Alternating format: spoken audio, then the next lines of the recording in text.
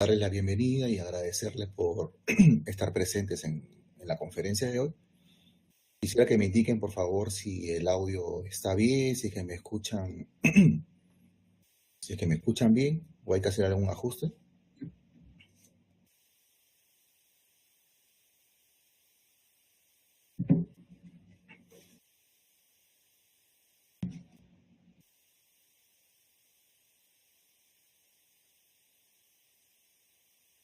Ah, qué bueno, me indican de que se escucha muy bien.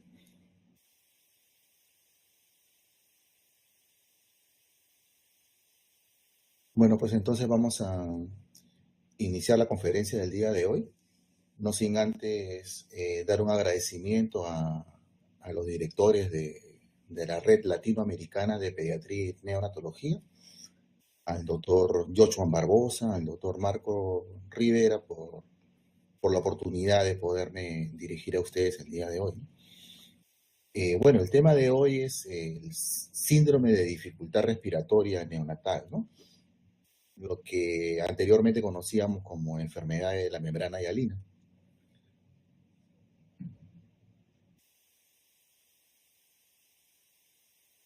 Bueno, en cuanto a lo que es la descripción de la enfermedad, SDR es una enfermedad asociada principalmente a la prematuridad, ¿no? La frecuencia y la severidad de la enfermedad está dada a menor edad gestacional, ¿no? O sea, por ejemplo, aquí vemos que en los prematuros de 25 o 26 semanas tenemos casi el 100% de frecuencia de SDR, y más bien conforme avanzamos hacia el término, vamos a ver de que la frecuencia y la severidad va a ir disminuyendo, ¿no? En los recién nacidos al término prácticamente ya no hay SDR. En su curso natural, esta enfermedad se manifiesta dentro de las primeras 6 horas de vida, pero hay casos en los que incluso puede presentarse los signos desde las primeras respiraciones, ¿no? Y se manifiesta con dificultad respiratoria, ¿no? Con aumento del trabajo respiratorio, cianosis, quejido, retracciones y taquipnea. Radiográficamente se observa el clásico patrón de vidrio esmerilado y broncograma aéreo. En general, SDR tiene un pico de severidad a las 48, 72 horas. Luego de esto se va a encontrar una mejoría gradual en los siguientes días, ¿no? Sobre todo en los casos menos severos. Sin tratamiento, surfactante y medidas generales, puede ocurrir la muerte por hipoxia progresiva e insuficiencia respiratoria. Y el curso natural que hemos descrito de SDR puede ser interrumpido con la aplicación, con la administración de surfactante exógeno. Bueno, antes de pasar a la fisiopatología, quería hacer un pequeño recordaris acá. En esta imagen vemos la representación de los alveolos pulmonares, ¿no? El alveolo más pequeño es un alveolo sin surfactante y, como vemos ahí, tiene una mayor tendencia al colapso, ¿no? Hay una gran tensión superficial que hace que el tamaño, el volumen de aire dentro de ese alveolo tienda pues a disminuir y hay gran posibilidad de que colapse, ¿no? En cambio, el alveolo más grande que representa la figura, vemos un alveolo con surfactante, ¿no? Que vemos que reviste toda la parte interna del alveolo y evita justamente que este alveolo colapse, ¿no? Mantiene un aire, no un volumen residual de aire, inclusive al final de la expiración, ¿no? Bueno, esto en realidad es mucho más complejo de lo que estoy presentando, ¿no? Sino de que, bueno, la idea es tener más o menos la imagen clara de lo que viene más adelante, ¿no? En realidad es mucho más complejo que esto, pero bueno, lo que yo quiero que fijemos es de que el alveolo sin surfactante tiende al colapso y es más pequeño, ¿no? Tiene menos cantidad de aire.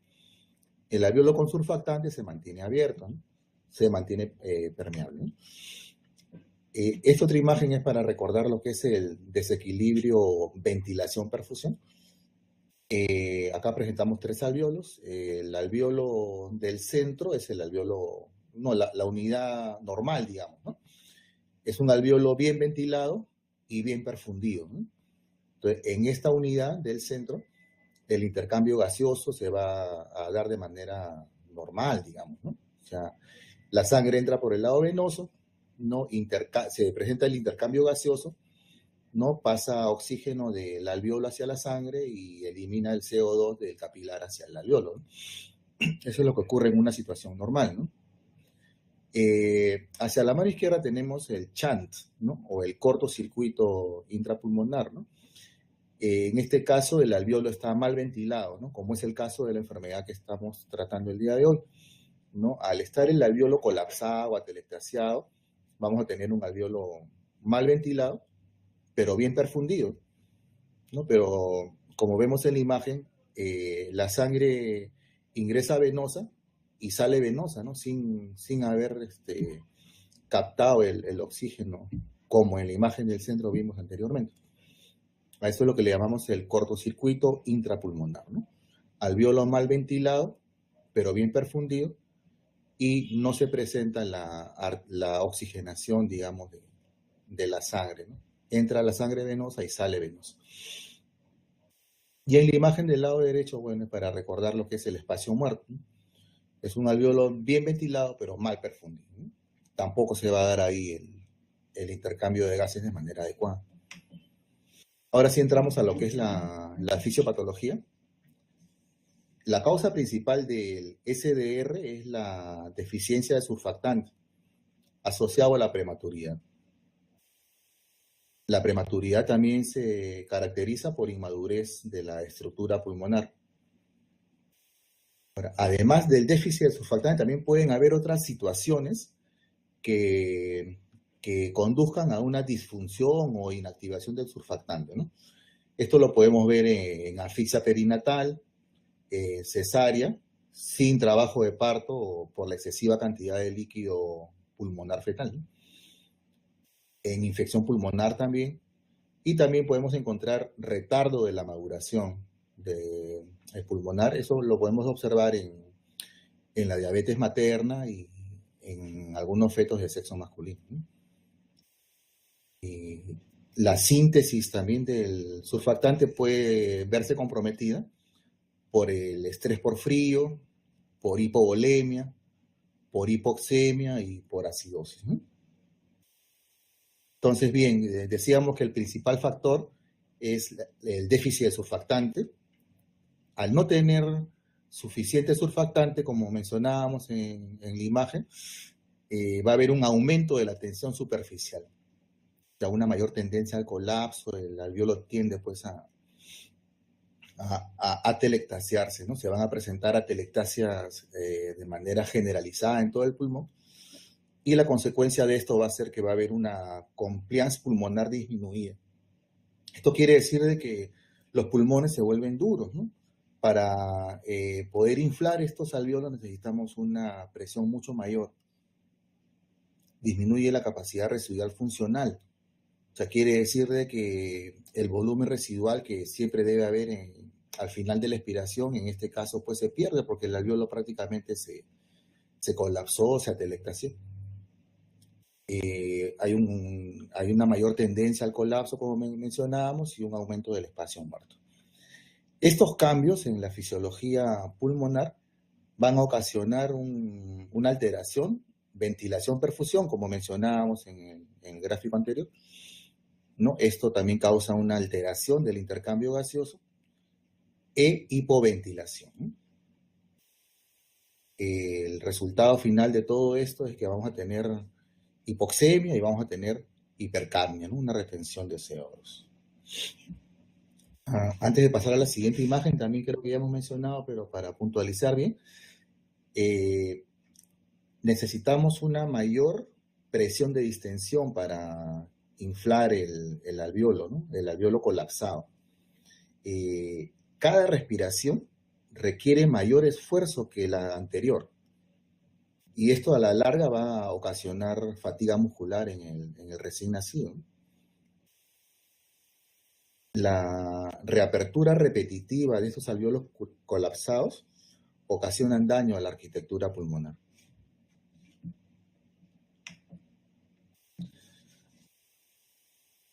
Bueno, la hipoperfusión sistémica, hipoxemia, anemia o infección pueden conllevar a acidosis metabólica por aumento del lactato, secundario a un metabolismo anaerobio, ¿no? Por todos estos cambios que estábamos mencionando, ¿no? Hipoxemia, hipercapnia, ¿no? Hipoperfusión sistémica. Hay que tener también en cuenta de que cuando hay una acidosis severa, con una caída del pH menor de 7.15, hay otras funciones fisiológicas, tales como la contractilidad miocárdica y la actividad del diafragma, que se van a ir deteriorando. Entonces, la hipoxemia y la acidosis ocasionan vasoconstricción pulmonar y aumento del cortocircuito del shunt de derecha a izquierda. Y esto va a dar como resultado un empeoramiento de la hipoxemia. Además, va a haber también hipoperfusión pulmonar, que también va a conllevar a daño isquémico del capilar pulmonar. No sé si hasta ahí me van siguiendo, o de repente estoy yendo un poco rápido, por favor hágamelo notar.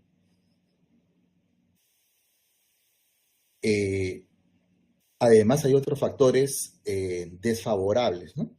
Tales como la exposición a altas concentraciones de oxígeno inspirado, el volutrauma, el barotrauma cuando tenemos al paciente en asistencia ventilatoria mecánica. Y todo esto va a dar lugar a una liberación de mediadores inflamatorios, ¿no? Esto va a dañar la integridad endotelial y epitelial, ¿no? Este daño en la arquitectura pulmonar va a empeorar aún más la síntesis y la función del surfactante, ¿no? No solo produce menos surfactante porque va a haber daño de los neumocitos tipo 2, sino que además el poco surfactante que tiene se inactiva, ¿no?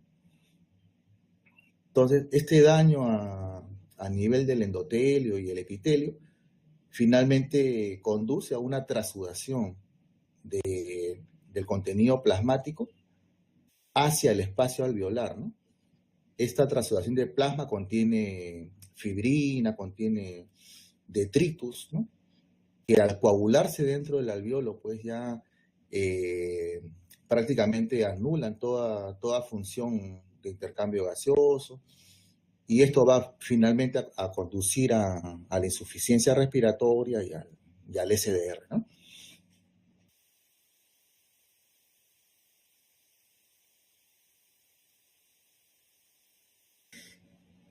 En cuanto a lo que es el cuadro clínico de SDR, pues tenemos que uno de los síntomas principales es la taquimia, ¿no?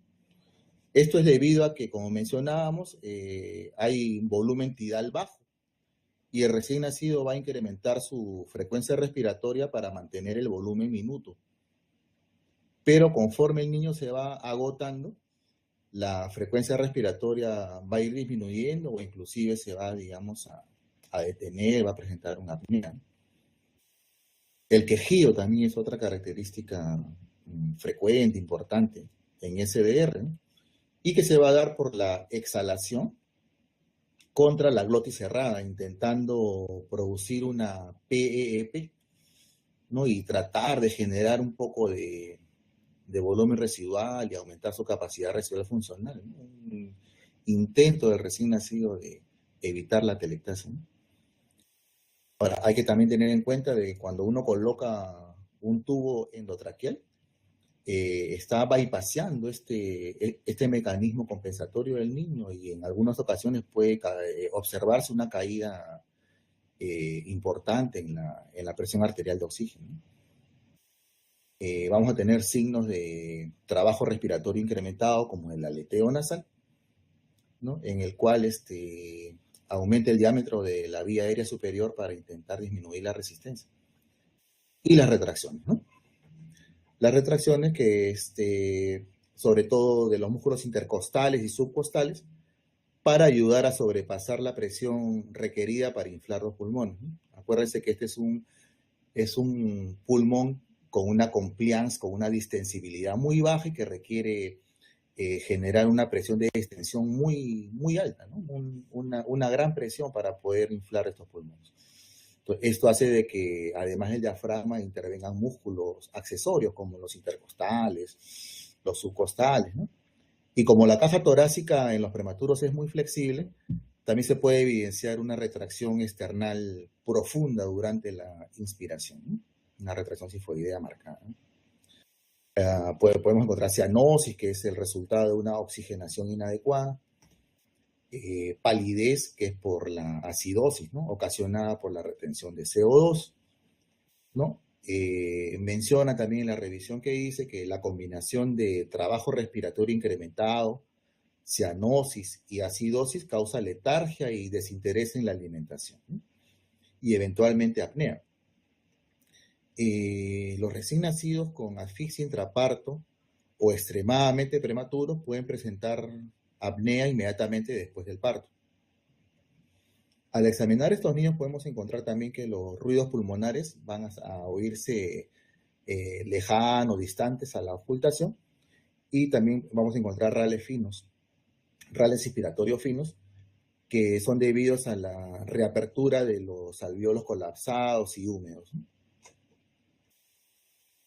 Por lo general, el recién nacido está oligúrico, ¿no? Inicialmente oligúrico, y hay evidencia de edema periférico, ¿no? Debido a retención de fluido. Y más o menos alrededor de las 48 horas de vida es frecuente el inicio de la diuresis, ¿no? Con una mejoría clínica concomitante en los recién nacidos con SDR menos severo. Si el SDR es lo suficientemente grave como para requerir ventilación mecánica, o se complica con escapes aéreos, con chant significativo por PCA, por ductus arterioso permeable, o hay signos tempranos de displasia broncopulmonar, la recuperación ya no va a durar una semana, como en el caso del síndrome menos severo, sino que en estos casos más graves, la recuperación se va a retrasar por semanas o inclusive meses, ¿no?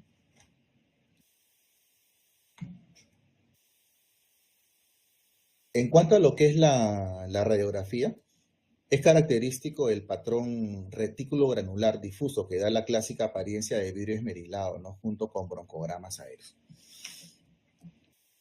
Esta es la imagen radiográfica característica, ¿no? Entonces, en ambos pulmones vemos el patrón retículo granular, ¿no? Difuso, ¿no? En esta radiografía, en el pulmón izquierdo, cerca del borde cardíaco, no sé si notan el broncograma aéreo. Este paciente necesitó intubación endotraqueal, vemos ahí la presencia del tubo. Ahora, el patrón retículo granular es primariamente causado por las atelectasias, ¿no? O sea, los alvéolos colapsados dan esa apariencia, digamos, de un pulmón mal ventilado, ¿verdad? Y el broncograma aéreo representa los bronquiolos aireados, ¿no? Sobre un fondo de atelectasia, ¿no? Se ve el broncograma aéreo negrito y la atelectasia se ve como un fondo blanco, ¿no? En los casos más severos se aprecia una opacificación completa, ¿no? Una opacificación completa de todos los campos pulmonares, incluso ya hay un borramiento de la silueta cardíaca, ¿no? Acá también hemos señalado con unas flechas la presencia de broncogramas aéreos, ¿no? En esta placa vemos pues, un SDR grave, ¿no? Muy severo, ¿no? ¿No? Con borramiento total de la silueta cardíaca. Ahora, lo que también mencionan es de que las características radiográficas de SDR es indistinguible a la de la neumonía neonatal, ¿no? Por tal razón, en la mayoría de protocolos recomiendan de que hay que iniciar antibióticos en estos recién nacidos con esta placa radiográfica hasta que se pueda excluir o descartar el diagnóstico de infección, ¿no? De neumonía sobre todo. Bueno, esta es una imagen en la que vemos a la media hora de vida un un recién nacido con una SDR importante, ¿no? Con un gran velamiento de ambos campos pulmonares. Y al costado vemos una radiografía 3 horas después, en la que ya se aplicó surfactante, ya se intubó al recién nacido y vemos de que la ventilación del parénquima pulmonar mejora, ¿no?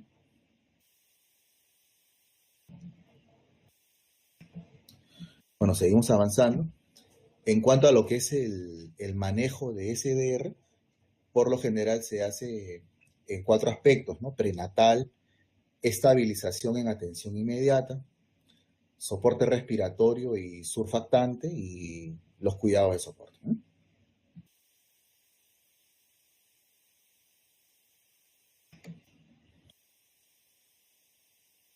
Bueno, en lo que respecta al aspecto prenatal, eh, los protocolos recomiendan que las gestantes con alto riesgo de amenaza de parto prematuro, con alto riesgo de un parto prematuro, deben ser referidas, ¿no? A centros especializados con capacidad de UCI neonatal, con experiencia en el manejo ventilatorio mecánico, administración de surfactantes, ¿no?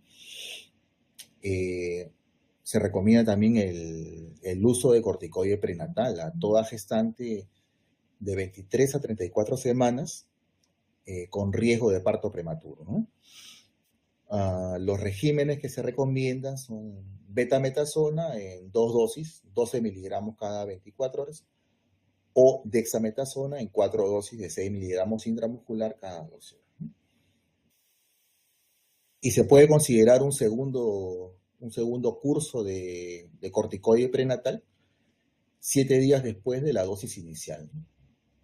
Si persiste el alto riesgo de parto prematuro en los siguientes 7 días. Hay que tratar en lo posible de retrasar el parto con el uso de antibióticos en caso de ruptura prematura de membranas y considerar tocolíticos también, ¿no? En este caso, digamos, el antibiótico, los tocolíticos, lo que nos van a permitir es ganar tiempo, ¿no? Para permitir el traslado de la gestante a un centro especializado y poder completar el esquema de corticoides prenatales, ¿no?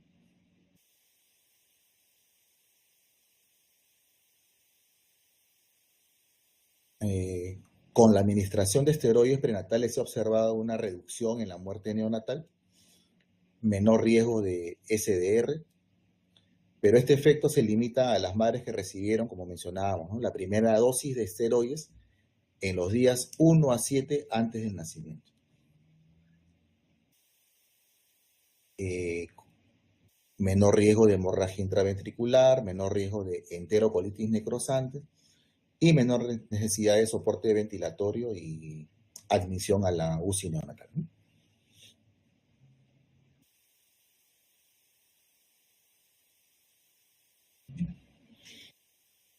En cuanto ya a lo que es estabilización en atención inmediata, en la mayoría también de protocolos que se han revisado para esta clase, hemos encontrado que recomiendan retrasar el clampaje del cordón umbilical, ¿no?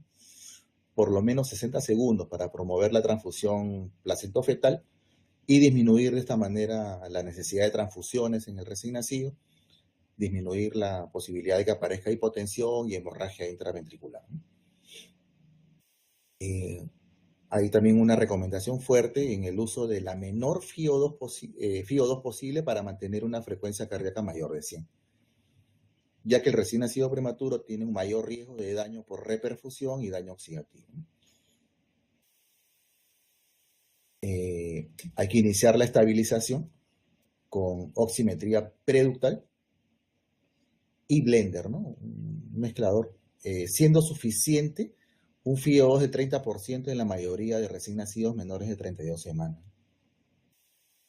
Luego de la estabilización o reanimación, los recién nacidos prematuros que estén recibiendo oxígeno, hay que tratar de mantener una saturación entre 90 y 95%.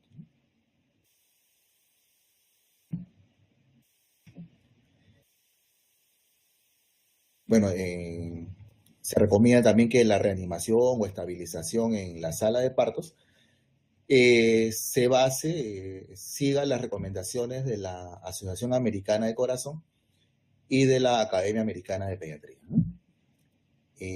Acá le dan mucho énfasis a, al tema de la hipotermia, ¿no? A tratar de evitar que el paciente haga hipotermia. Por ejemplo, acá mencionan mantener un ambiente neutro, precalentar la cuna radiante, colocar bolsas precalentadas debajo de las sábanas en la mesa de reanimación, cubrir al bebé con bolsas de polietileno inmediatamente después del nacimiento, el transporte del bebé de atención inmediata hacia cuidados intensivos debe realizarse en una incubadora precalentada, y el objetivo debe ser mantener una temperatura axilar de 36.5 grados centígrados, ¿no? Vamos a hablar ahora sobre el soporte respiratorio y surfactantes, ¿no? Bueno, la administración de surfactantes se puede dar de dos maneras, ¿no? Profilácticamente o como ya tratamiento de rescate, ¿no? Profilácticamente es cuando se administra el surfactante en los primeros 15 minutos después del nacimiento. Hay que considerar ese tipo de tratamiento en los recién nacidos menores de 26 semanas de gestación y en aquellos de 26 a 30 semanas cuyas madres no recibieron corticoide prenatal. Y en todos los recién nacidos que necesiten intubación, ¿no? Todo aquel que requiere intubación hay que administrarle el surfactante profilácticamente, ¿no? En los primeros 15 minutos de vida. O sea, quiere decir que esto se va a hacer por lo general en la sala de atención inmediata, ¿no? Y la otra terapia con surfactante que ya le llaman de rescate puede ser de dos modalidades, ¿no? El rescate precoz o el rescate tardío, ¿no? La terapia de rescate precoz es en las primeras 2 horas después del nacimiento, ¿no? Pero preferiblemente en los primeros 60 minutos. ¿A quienes consideramos aquí? A los menores de 30 semanas de gestación, al presentarse los primeros síntomas de SDR. O sea, en el profiláctico se le da el surfactante antes de que presente los signos de dificultad respiratoria, antes que tenga cualquier otra manifestación de SDR. En la terapia de rescates, uno aguarda o espera, estar a la expectativa de cuándo se presentan los primeros síntomas y signos de SDR, entonces ahí se administra el surfactante, ¿no? Entonces, el de rescate precoz sería en las primeras 2 horas, de preferencia en la primera hora de vida. Y el tratamiento de rescate tardío es el tratamiento ya de un RDS establecido y es después de las 2 horas, ¿no? Pero preferiblemente se inicia dentro de las 12 horas después del nacimiento. Y este tratamiento es el que se indica en todos los recién nacidos con SDR establecido, independientemente de la edad gestacional, ¿no? Siempre y cuando ellos necesiten ventilación y por lo menos un FiO2 de 30 a 40. ¿No? Esto es en cuanto a lo que es la terapia con surfactante. Pero en los últimos años hay un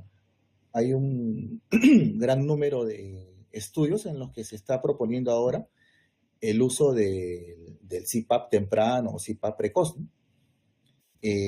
El CPAP nasal, iniciado inmediatamente después del parto, es una alternativa segura y tan efectiva o incluso superior al surfactante profiláctico o de rescate precoz. El CPAP precoz, solo como única terapia, se menciona de que no aumenta el riesgo de resultados desfavorables si se retrasa o no se da el surfactante, ¿no? Aproximadamente dicen que un 50% de los prematuros en los que solo se da CPAP como único tratamiento, no van a requerir ni ventilación mecánica, ni intubación, ni surfactante, ¿no? Solo CPAP precoz es la única terapia a veces que se requiere para el manejo, ¿no? de los recién nacidos prematuros, ¿no? Hay que considerar el CPAP, ¿no? Si el recién nacido respira espontáneamente, tiene una frecuencia cardíaca mayor a 100, pero tiene dificultad respiratoria, cianosis o desatura, y hay que iniciar con una presión de 4 a 6 centímetros de agua y modificar según la condición clínica, oxigenación y perfusión del paciente.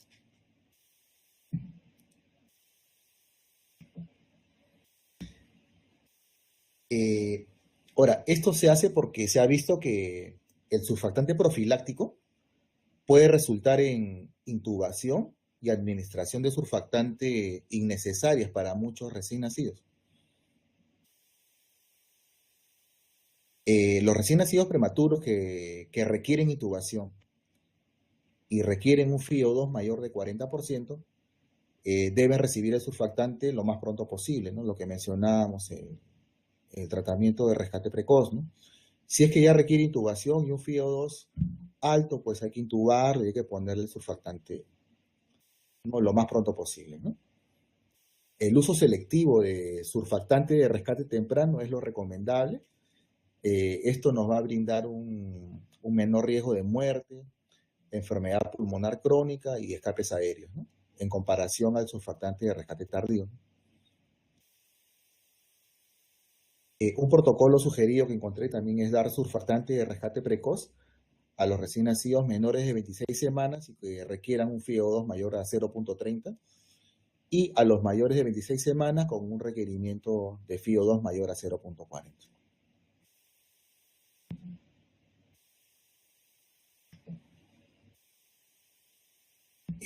Insure, ¿no? La técnica Insure se refiere a la aplicación de CPAP de inmediato al nacer, seguido de administración de surfactante en forma selectiva, de preferencia antes de las 2 horas de vida, uso breve de ventilación mecánica y subsecuente extubación a CPAP nasal, ¿no? La técnica Insure, ¿no?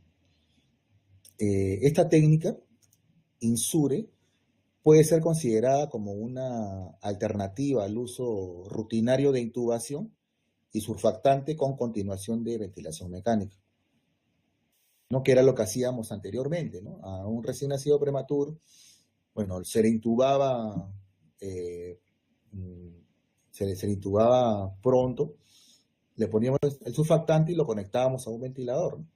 Y lo dejábamos ahí varios días. Y teníamos pues mucha morbilidad, mucha injuria asociada al ventilador, un resultado neurológico también desfavorable, ¿no? Bastante frecuencia de displasia broncopulmonar. Y bueno, se ha visto de que con esta aplicación de soporte respiratorio no invasivo como el CPAP, como la aplicación selectiva de surfactante, el resultado es mejor, ¿no? O sea, es una alternativa, por eso mencionamos, al manejo convencional. Esta técnica INSURE reduce significativamente la frecuencia de escape aéreo, neumotoras, neumomediastino, enfisema pulmonar intersticial, ¿no? Va a haber menor riesgo de enfermedad pulmonar crónica, menor riesgo de muerte neonatal. Y muy importante, disminuye y optimiza la utilización de surfactante y ventilación mecánica, ¿no? Y esto es una alternativa en instituciones con recursos limitados, como son nuestros países de América del Sur, ¿no? No, no tenemos probablemente en muchos casos la cantidad suficiente de incubadoras, ventiladores mecánicos, el surfactante sigue siendo caro. Entonces, el uso racional de estos recursos que estamos mencionando, ¿no? El CPAP precoz, la administración selectiva de surfactantes, la técnica de SURE, bueno, como que podría ayudarnos, ¿no? En nuestros hospitales, ¿no? Con recursos limitados. Pero lo que también se ha visto es de que la extubación rápida luego del surfactante, no siempre es posible, sobre todo en los recién nacidos más inmaduros. Por eso hay que individualizar cada caso, ¿no? Hay que ver qué alternativa de manejo de apoyo respiratorio es mejor para cada paciente. Pero siempre que se pueda, la aplicación de CPAP precoz, la técnica ISURE, el surfactante selectivo, digamos, precoz es lo más recomendable, ¿no? ¿Me están escuchando? ¿Vamos bien? ¿O estamos yendo muy rápido?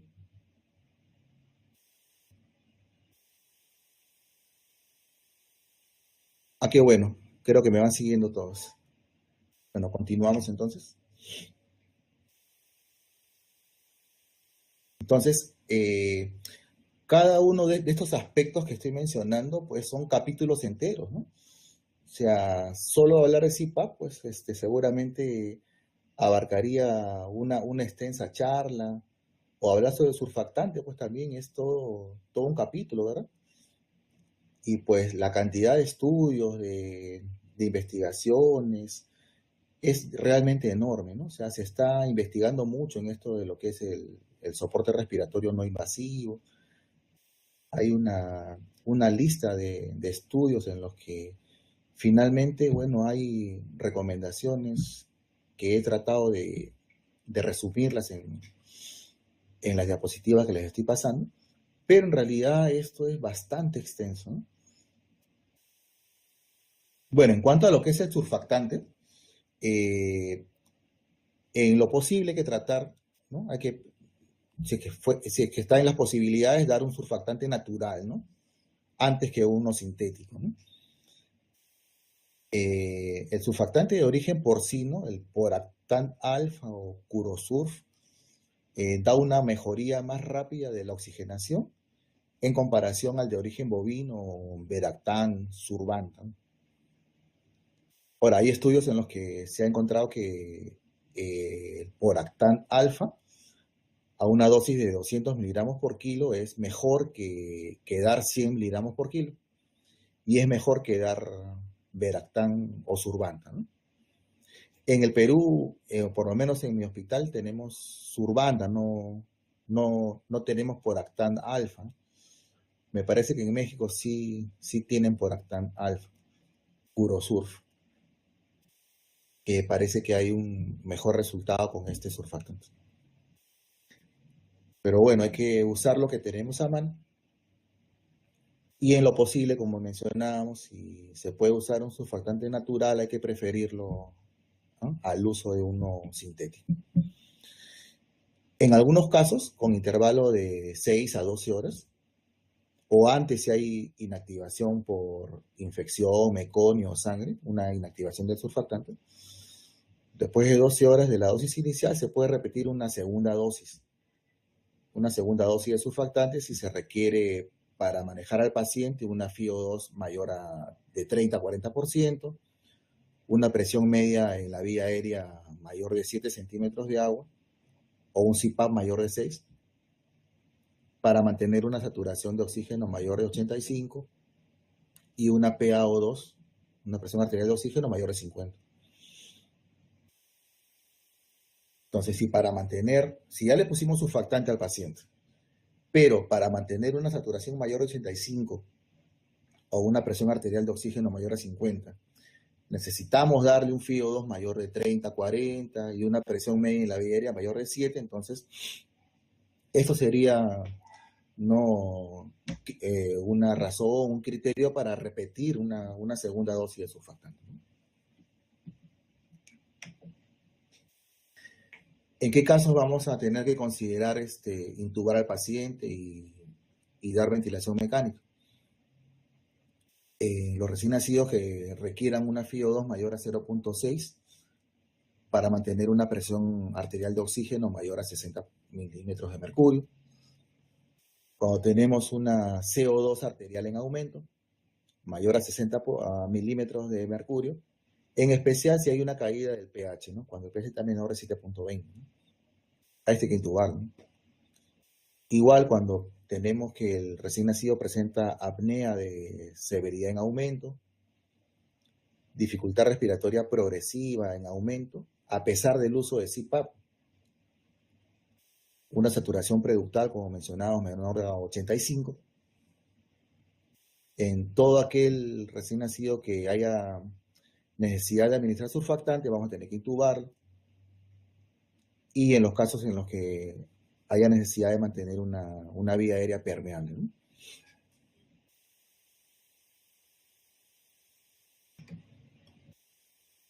Bueno, en los recién nacidos que van a necesitar soporte ventilatorio mecánico, en lo posible hay que tratar de manejarlos en modo sincronizado y con volumen objetivo, ¿no? Esto se ha visto que se relaciona con una menor duración de la ventilación mecánica, ¿no? Usar el modo sincronizado y con volumen control, ¿no? El control por volumen disminuye la duración de la ventilación mecánica y la incidencia menor, ¿no?, de neumotoras y displasia broncopulmonar. En lo posible hay que tratar de usar tiempos expiratorios cortos, de 0,30 a 0,40 segundos. La PEEP o PIP, generalmente 5 centímetros de agua, suficiente. Un volumen corriente de 4 a 5 mililitros por kilo, y eso se va a ir ajustando de acuerdo a los valores del CO2, ¿no? Siempre en todos los protocolos he encontrado que recomiendan que hay que extubar al paciente lo más pronto posible, en cuanto cumpla, digamos, ¿no?, con los criterios, digamos, que vamos a mencionar luego, ¿no? Hay que tratar de extubarlo lo más pronto posible. Y no se recomienda el uso electivo de ventilación de alta frecuencia en los recién nacidos con SDR.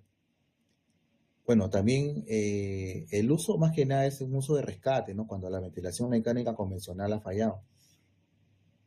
Y bueno, una limitante es que no en todos los hospitales tenemos ventiladores de alta frecuencia.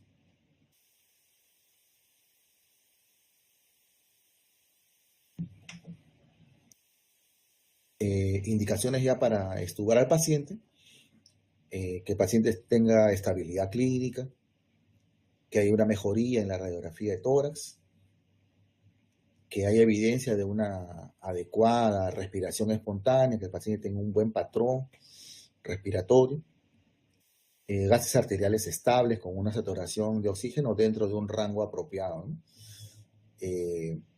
Idealmente un FiO2 menor de 0,4, una frecuencia respiratoria mecánica menor de 20 por minuto y una presión media en la vía aérea menor de 6. ¿No? Como tenemos todos estos criterios, bueno, ya el paciente está en condiciones de ser extubado, ¿no?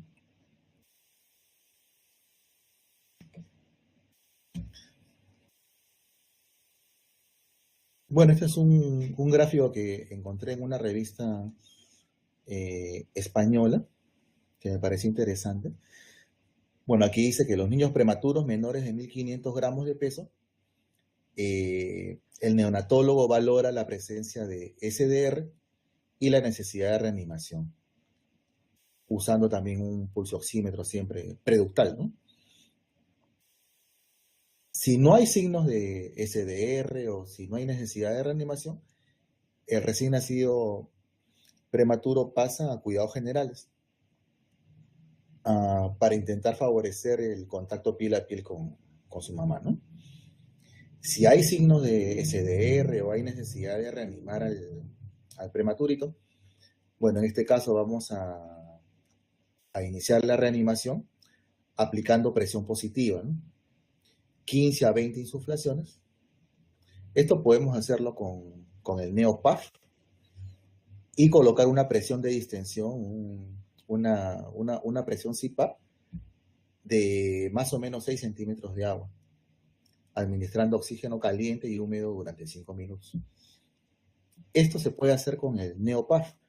Si es que en nuestras unidades tenemos la cuna radiante con este recurso de NeoPAF, pues sería muy interesante que Agarre pueda aplicarse esta recomendación, ¿no? Si mal no recuerdo, el doctor Marco Rivera en Facebook ha compartido un video muy didáctico sobre cómo setear, cómo programar este Neopaf, ¿no? Que resulta de verdad de mucha utilidad en la reanimación inicial, ¿no? Entonces, si aplicando la presión positiva 15 a 20 insuflaciones con una presión de distensión continua de más o menos 6 centímetros, ¿no? Durante 5 minutos, ¿no? Tenemos una ventilación ineficaz. Entonces, a este paciente hay que intubarlo y hay que darle ventilación con presión positiva y administrar el surfactante, ¿no? Si con la recomendación de dar la presión CPAP durante 5 minutos vemos que el recién nacido se estabiliza y presenta una ventilación adecuada, en ese caso vamos a colocarle una presión de distensión continua nasal, un CPAP nasal, con una presión de 5 a 6 centímetros de agua, y en ambos brazos del gráfico vamos a trasladarlo a la unidad de cuidados intensivos, ¿no? Para monitoreo y cuidado posterior, ¿no?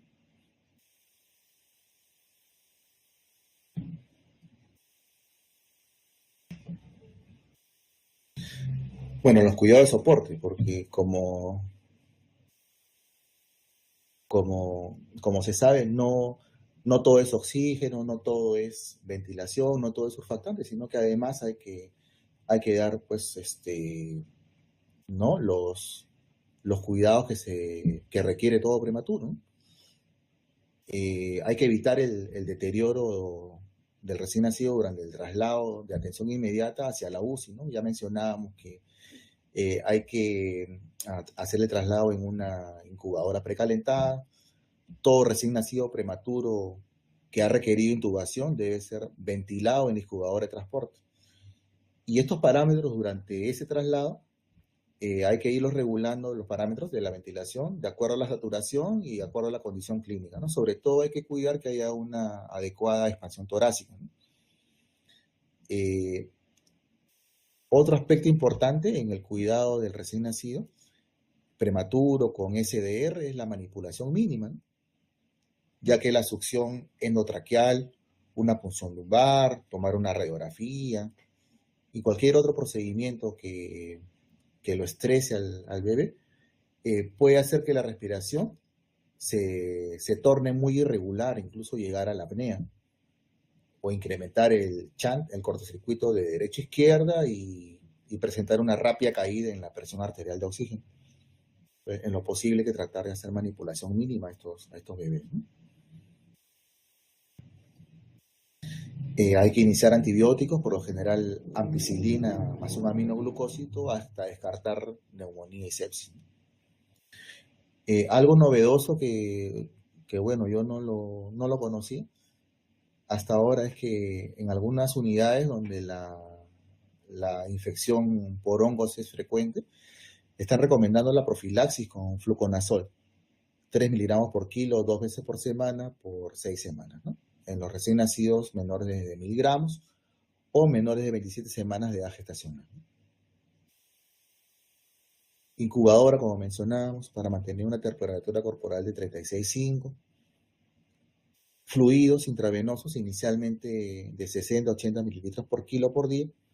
En lo posible no excedernos en fluidos para evitar la reapertura del ductus. Restringir el aporte de sodio hasta que se inicie la diuresis, con monitoreo del balance hídrico, con el monitoreo de los electrolitos séricos, ¿no? En cuanto a lo que es la nutrición, eh, recomiendan que la nutrición parenteral debe iniciar el día 1 de vida, por lo menos con lo que es glucosa y aminoácidos, ¿no? Hay cierta recomendación en contra del uso de lípidos, porque se menciona que pueden causar incremento de la resistencia vascular pulmonar y ocasionar una mayor caída también de la PaO2, ¿no? La nutrición enteral debe iniciarse tan pronto como lo permita la condición del paciente. Hay que tomar en cuenta que estos pequeños pues hay un mayor riesgo de NEC, a veces todavía no han eliminado meconio, puede que tengan distensión abdominal, residuo gástrico, si está con catéteres umbilicales arteriales, venosos, o con inotrópicos, pues a veces eso no hace posible, digamos, el inicio de la alimentación, pero tan pronto como lo permita la condición del paciente, hay que iniciarle la nutrición enteral, por lo menos trófica. Tratar de mantener una adecuada presión arterial, uso juicioso de expansores de volumen y aminas, en especial de la dopamina, es lo que más recomiendo. Y hay que tratar de mantener un umbral de hemoglobina en recién nacidos en soporte ventilatorio. O sea, este umbral es para el tema de la necesidad, para valorar la necesidad de transfusión. En la semana 1 dicen, por debajo de 12 gramos hay que transfundir. En la semana 2 de vida, por debajo de 11 gramos por decilitro de hemoglobina hay que transfundir. Y después de la semana 2, por debajo de 9 gramos por decilitro es una indicación para hacer transfusión de glóbulos rojos. Bueno, esta es una figura que encontré del INPER, del Instituto Nacional de Perinatología de México, publicado en el año 2015. Acá mencionan el manejo de SDR con surfactante profiláctico. Vamos a revisar que es el algoritmo de manejo de SDR neonatal con surfactante de rescate, ¿no? El anterior era el profiláctico, que casi ya no se estaba usando, ¿no? Bueno, surfactante de rescate, entonces, ¿no? En recién nacidos con edad gestacional de 26 a menos de 28 semanas, cuyas madres recibieron esteroides, recién nacidos de 28 a menos de 32 semanas de edad gestacional, o en aquellos recién nacidos menores de 34 semanas con factores de riesgo, ¿no? Van a aplicarse este protocolo, estas recomendaciones, ¿no? Factores de riesgo en los menores de 34 semanas, que son hijos de madre diabética, que tienen hipotermia, asfixia o hidrofetal, porque acuérdense de que en estos casos va a haber una inactivación del surfactante, ¿no? O un mayor consumo de surfactante, ¿no? O un retraso en la maduración del surfactante, ¿no? Entonces, hay que seguir las recomendaciones de la Academia Americana de Pediatría para lo que es la estabilización o reanimación. Si el paciente presenta dificultad respiratoria y una necesidad de FiO2 mayor al 30%, ¿no? Hay que aplicar el CPAP temprano, ¿no?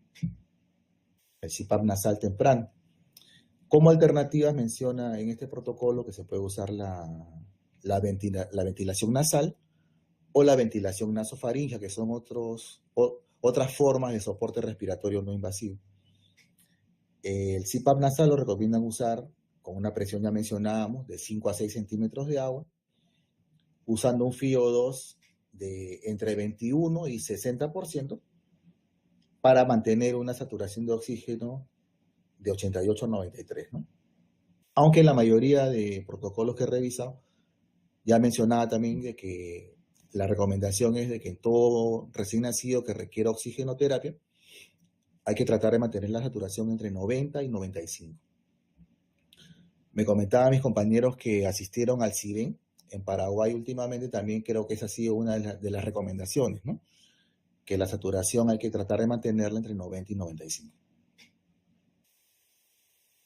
Bueno, volviendo aquí al protocolo, si la respuesta es no, si no hay dificultad respiratoria y no requiere una FiO2 mayor de 30, entonces hay que simplemente monitorizar al recién nacido y vigilar el patrón respiratorio, ¿no? Entonces, en los recién nacidos que necesitaron el CPAP temprano, ¿no?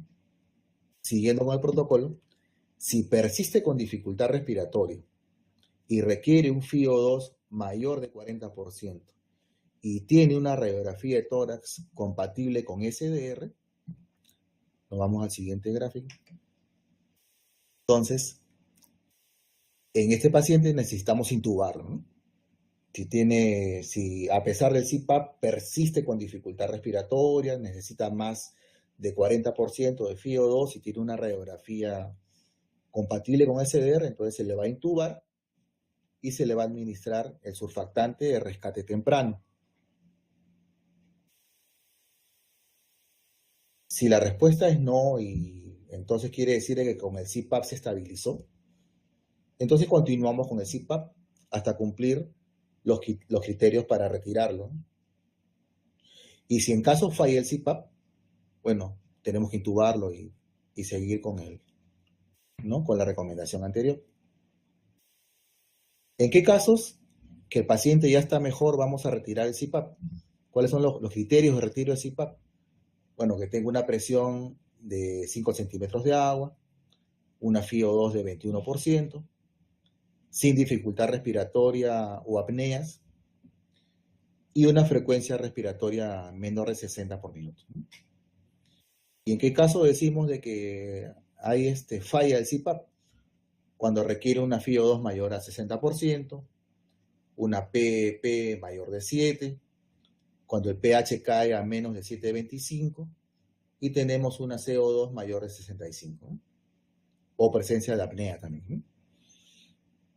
Entonces, a este paciente, volviendo al cuadro, a este paciente que, a pesar del CPAP nasal, persiste con dificultad respiratoria, FiO2 mayor de 40%, radiografía compatible con SDR, lo intubamos, le administramos el surfactante de rescate temprano, y bueno, ahora vamos a valorar si cumple criterios para extubación. ¿Cuáles son estos criterios para extubación? Si tiene un adecuado esfuerzo respiratorio, una presión media en la vía aérea menor de 7 y una FiO2 menor de 40. Entonces, si cumple con estos criterios de intubación, lo extubamos y vamos a colocarlo en ventilación no invasiva, ¿no? Que puede ser CPAP nasal o puede ser una ventilación nasal o nasofaringea, ¿no? Si no reúne criterios de extubación, entonces continuamos la ventilación mecánica y vamos a esperar que cumpla los criterios para poderlo extubar, ¿no? Acuérdense que hay que extubar lo más pronto posible al cumplir con los criterios de extubación. Y una vez que cumpla con los criterios, vamos a extubarlo y tratar de mantenerlo con ventilación no invasiva, ¿no? Si 12 horas posteriores a la aplicación de la primera dosis de surfactante, el paciente requiere una FiO2 mayor de 30% y tiene una radiografía compatible con SDR, una FiO2 mayor de 30% en ventilación mecánica o mayor de 40% en CPAP, entonces, y la presión media de la vía aérea es mayor a 7, entonces en estos pacientes hay que volver a administrar surfactante, ¿no? Una segunda dosis de surfactante, ¿no? Cuando 12 horas posteriores a la primera dosis hay un requerimiento de FiO2 todavía alto, mayor a 30%, la radiografía todavía no mejora, sigue con signos compatibles de SDR, ¿no? Y que requiera un alto FiO2, como mencionaba, para mantener una saturación entre 90 y 95, ¿no? Bueno, este es el protocolo de IMPER que me pareció muy interesante y que más o menos resume todo lo que hemos venido hablando en cuanto al manejo. Y ya estamos a punto ya casi de terminar la charla. Las complicaciones de SDR pues son múltiples, ¿no? Lo más frecuente, la ruptura alveolar, ¿no? La aparición de neumotoras, neumomediastino, neumopericardio, enfisema pulmonar intersticial, incluso a veces hasta neumoperitoneo hemos encontrado. Infección pulmonar, sepsis, hemorragia intracraneal, leucomalacia periventricular, la persistencia del conducto arterioso con shunt de derecha a izquierda, hemorragia pulmonar, enterocolitis necrosante o perforación gastrointestinal, apnea del prematuro y complicaciones crónicas también, ¿no? Como la displasia broncopulmonar, la retinopatía del prematuro y alteraciones neurológicas, ¿no? Rosa Nelly García, no sé si ahora me escuchas bien o no sé dónde te quedaste. ¿Se escucha bien el resto de colegas? Mm, parece que sí se escucha, pero Nelly no nos escucha muy bien.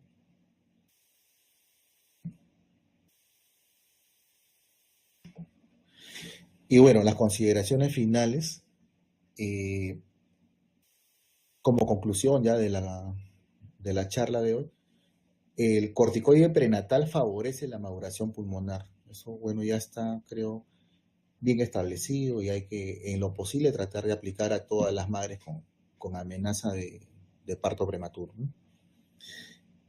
Otra cosa, la transfusión placentaria, el uso inmediato de CPAP, facilitan una adecuada reanimación. O sea, siempre que sea posible, hay que tratar de retrasar el clampado del cordón. Si en caso no se puede esperar los 60 segundos para clampar el cordón, por lo menos la sangre que queda en el cordón hay que tratar ¿no? de hacerla ingresar, ¿no? Dentro, hay que exprimir el cordón y hacer que ingrese en el bebé. La otra cosa importante, como mencionábamos ahora, el uso inmediato de CPAP, ¿no? El CPAP precoz. Y sobre todo en atención inmediata con el uso del NeoPAF sería un recurso de mucho valor que nos va a ayudar bastante, ¿no? Otro aspecto, hay que dar el oxígeno suficiente para mantener una saturación de 90 a 95, ¿no? En lo posible hay que usar un blender, como mencionábamos, hay que usar un pulso oxímetro preductal y tratar de dar el menor FIO2 para mantener pues una saturación de 90 a 95. Ahora, en los casos que se requiere administrar surfactante, hay que darlo como rescate precoz y hay que preferir el corticoide natural, como mencionaba, ¿no? Otra conclusión, usar modos gentiles de ventilación, ¿no? Para minimizar el daño pulmonar, ¿no?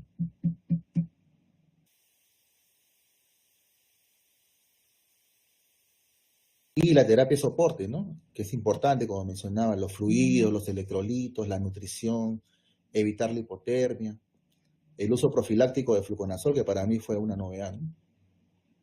Bueno, con todas estas recomendaciones finales, se ha encontrado que la sobrevida en los recién nacidos prematuros con SDR, pues, se optimiza, ¿verdad? Se optimiza el uso de recursos, se disminuye las complicaciones relacionadas con la prematuridad y SDR. Entonces hay que tratar de implementar todo esto dentro de nuestro manejo, ¿no? Y bueno, creo que aquí nos quedamos. Aquí nos quedamos. Entonces, eh, les agradezco que me hayan escuchado. Espero que lo que he comentado sea de su agrado, que les haya parecido bien esta charla y ahora pues estoy, eh, digamos, a la espera de vuestros comentarios y de vuestras preguntas, a ver, eh, en lo posible, ver si puedo responder o para eso están también mis compañeros ¿no? que también pueden participar y que con la experiencia y con los conocimientos que tienen, pues se arman grandes debates, grandes discusiones como las semanas anteriores que son muy enriquecedoras, ¿no? Entonces,